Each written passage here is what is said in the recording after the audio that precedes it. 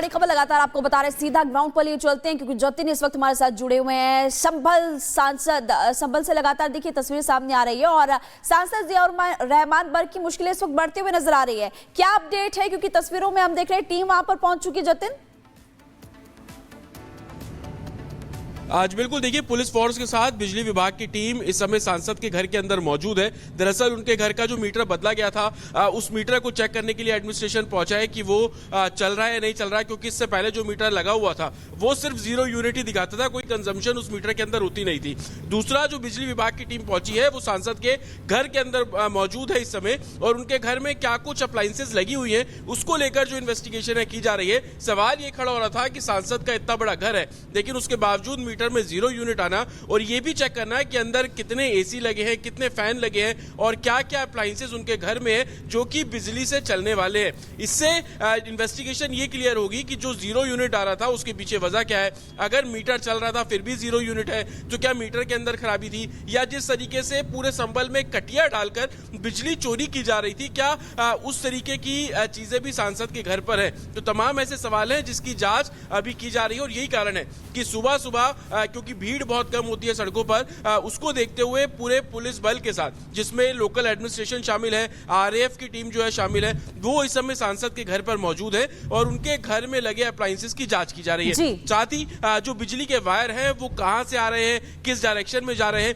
उन सब बिल्कुल जतिन, देखिए सवाल कई तरह के हैं और इसी तक यानी कि इसी सच्चाई तक पहुंचने के लिए आज बिजली विभाग की टीम पहुंची है। आप नजर बना के रखें, तमाम अपडेट्स आपसे लेते रहेंगे। फिलहाल खबरों में आगे बढ़ते हैं, बात कर लेते हैं वन नेशन वन इलेक्शन यानी कि एक देश एक चुनाव की, जिसे लेकर देखिए लगातार अब सियासत भी एक तरफ गर्म होती हुई नजर आ रही है तो दूसरी तरफ सरकार इसे भविष्य देश का मान चुकी है और यही वजह है कि सरकार अब इस ओर कदम आगे बढ़ाती हुई दिखाई दे रही है। देखिए, आपको बता दें संसद भवन में इलेक्ट्रॉनिक वोटिंग इस बार हुई और यहाँ पर भी आपने देखा कि विपक्षी सांसदों की तरफ से जमकर बवाल काटा गया है, लेकिन अब जेपीसी में ये पूरा मामला है और ज्वाइंट पार्लियामेंट्री कमेटी भी तैयार हो चुकी है इस पर चर्चा करने के लिए। पूरी खबर आपको इस रिपोर्ट के जरिए बताते हैं।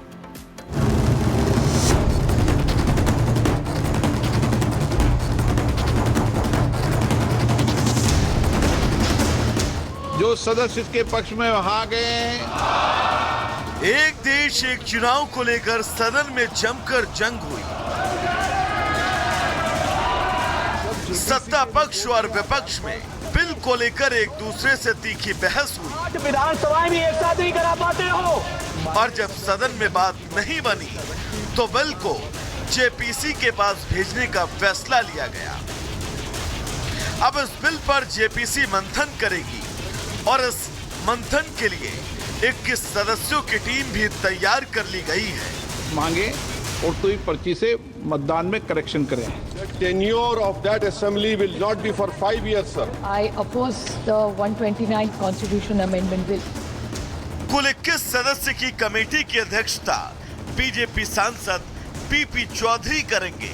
इस टीम में केंद्रीय मंत्री अनुराग ठाकुर और प्रियंका गांधी समेत जिनमें से 10 सदस्य राज्यसभा से होंगे, कुल 13 सदस्य एनडीए से होंगे, जिनमें से 10 बीजेपी और 3 सहयोगी दलों के होंगे। वहीं विपक्ष की ओर से इसमें 8 सदस्य होंगे। इनमें से कांग्रेस के 3 और Samajwadi party, TMC, DMK, NCP Sharad गुट के एक सदस्य शामिल होंगे। 17 दिसंबर को जब लोकसभा में एक देश एक चुनाव को लेकर संविधान संशोधन बिल रखा था, तब विपक्षी सांसदों ने इसका विरोध किया। इसके बाद बिल पेश करने के लिए इलेक्ट्रॉनिक वोटिंग कराई गई। कुछ सांसदों की आपत्ति के बाद वोट संशोधित करने के लिए पर्ची से दोबारा मतदान हुआ। इस वोटिंग में बिल पेश करने के पक्ष में 269 और विपक्ष में 198 वोट पड़े। इसके बाद कानून मंत्री ने बिल दोबारा सदन में रखा। One nation one election bill को लोकसभा में स्वीकार कर लिया गया है और फिलहाल जेपीसी इस पर चर्चा शुरू करने वाली है। लेकिन क्या महज जेपीसी के पास भेजने से बात बनेगी? क्या विपक्ष इसके बाद भी इस बिल को पास कराने को राजी हो जाएगा? ब्यूरो रिपोर्ट, ब्रेक के बाद एक बार फिर खबरों में आगे बढ़ते हैं और बात कर लेते हैं जम्मू कश्मीर की। जम्मू कश्मीर के कुलगाम में आज भी सुरक्षा बल और आतंकियों के बीच मुठभेड़ जारी है। आज दूसरा दिन और दूसरे दिन भी मुठभेड़ की खबर सामने आ रही है। आपको बता दें कि जम्मू कश्मीर के कुलगाम में एनकाउंटर जारी है और कादेर बिहिबाग वो इलाका जहां पर 2 आतंकियों के छिपे होने की खबर है और सेना ने पूरे इलाके को घेर लिया है। कोशिश ये जारी है कि जल्द से जल्द आतंकियों को मार गिराया जाए। तो कादेर बिहिबाग का वो इलाका जहां पर अभी भी मुठभेड़ जारी है और वही इलाका है जहां पर आतंकियों के छिपे होने की खबर मिल रही है। और चलिए खबरों में आगे बढ़ते बात करेंगे केंद्रीय गृह मंत्री अमित शाह के उस बयान की जिसको लेकर के बवाल काफी ज्यादा मच गया है। अम्बेडकर को लेकर अमित शाह ने बयान दिया था जिसके बाद अब विरोध प्रदर्शन करते हुए कुछ कांग्रेस नेता नजर आए। बिल्कुल देखिए, लगातार कांग्रेस अमित शाह पर हमलावर, लेकिन अमित शाह ने कल प्रेस कॉन्फ्रेंस करके ये कहा कि बात होनी चाहिए संसद के अंदर सत्य और तथ्य के हिसाब से, लेकिन जो कांग्रेस बयान दे रही है वो तथ्यों को तोड़ मरोड़ कर बयान कांग्रेस की तरफ से दिए जा रहे हैं जो गलत है। किस तरीके से बयानबाजी अब अम्बेडकर को लेकर हो रही है, आपको रिपोर्ट के जरिए दिखाते हैं।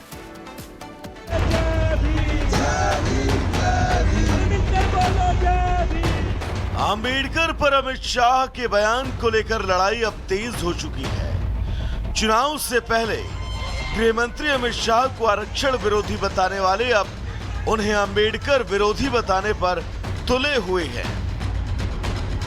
आरक्षण हटाने के दावे को जनता ने खारिज कर दिया, लेकिन अब वही गुट अम्बेडकर का नाम लेकर अमित शाह पर निशाना साध रहा है। इसी को लेकर विपक्षी नेता आज एक बार फिर संसद में विरोध प्रदर्शन करने वाले हैं। अमित शाह जो डॉक्टर अंबेडकर पर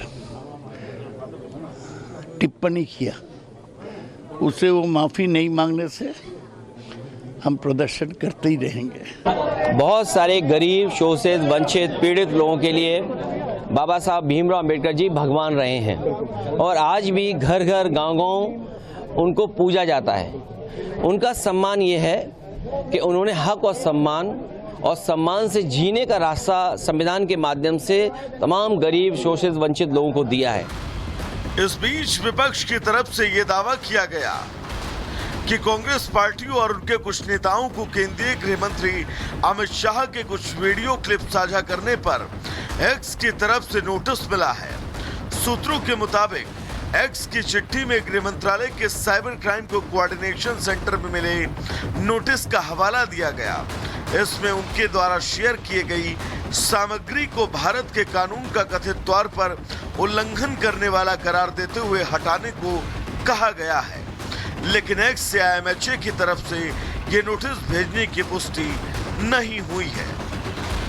हालांकि गृह मंत्री अमित शाह ने अपने बयान को लेकर पक्ष साफ कर दिया है। राज्यसभा में मेरे बयान को तोड़ मरोड़ कर पेश किया गया। कांग्रेस ने सार्वजनिक जीवन में ये जो पद्धति की है कि बयानों को तोड़ मरोड़ कर पेश करना, हो हल्ला मचाना और भ्रांति खड़ी करना, मैं वो पार्टी से आता हूं जो पार्टी कभी अंबेडकर जी का अपमान नहीं कर सकती। पहले जनसंघ और फिर भारतीय जनता पार्टी ने हमेशा अंबेडकर जी के सिद्धांतों के आधार पर चलने का प्रयास किया है। भले ही गृह मंत्री अमित शाह ने मामले पर अपना पक्ष साफ कर दिया हो, लेकिन एक बात तो तय है, विपक्षी नेता इस मसले को जल्द खत्म होने नहीं देना चाहते। यही वजह है कि एक बयान को लेकर सभी लामबंद हैं और संसद की कार्यवाही को ताक पर रखकर विपक्षी नेता अपनी अपनी राजनीति चमकाने में जुटे हैं। उनका उद्देश्य सदन के माध्यम से गरीब आदिवासियों का मुद्दा उठाने का नहीं, बल्कि सदन के रास्ते अपनी वोट बैंक पॉलिटिक्स को मजबूत करना है। Bureau report, Republic Bharat.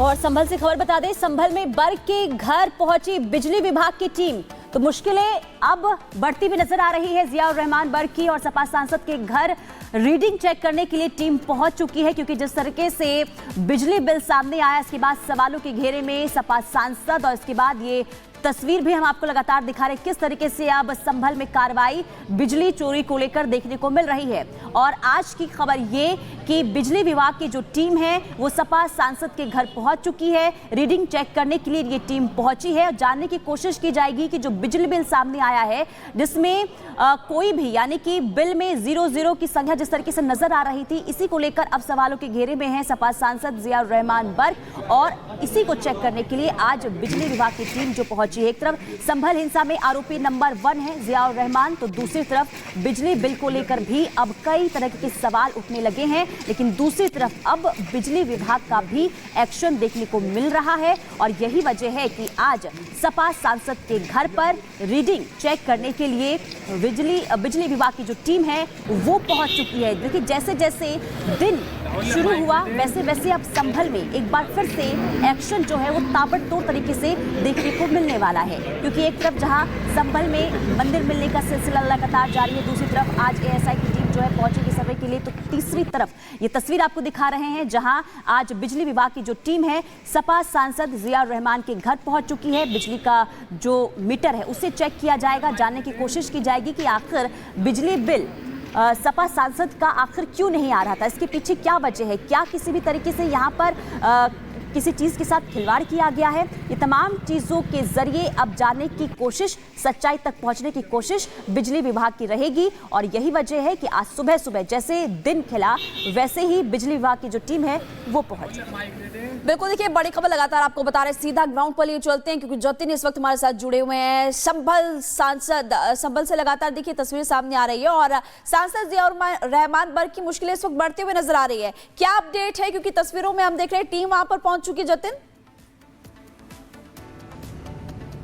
आज बिल्कुल देखिए पुलिस फोर्स के साथ बिजली विभाग की टीम इस समय सांसद के घर के अंदर मौजूद है। दरअसल उनके घर का जो मीटर बदला गया था उस मीटर को चेक करने के लिए एडमिनिस्ट्रेशन पहुंचा है कि वो चल रहा है या नहीं चल रहा है, क्योंकि इससे पहले जो मीटर लगा हुआ था वो सिर्फ 0 यूनिट ही दिखाता था।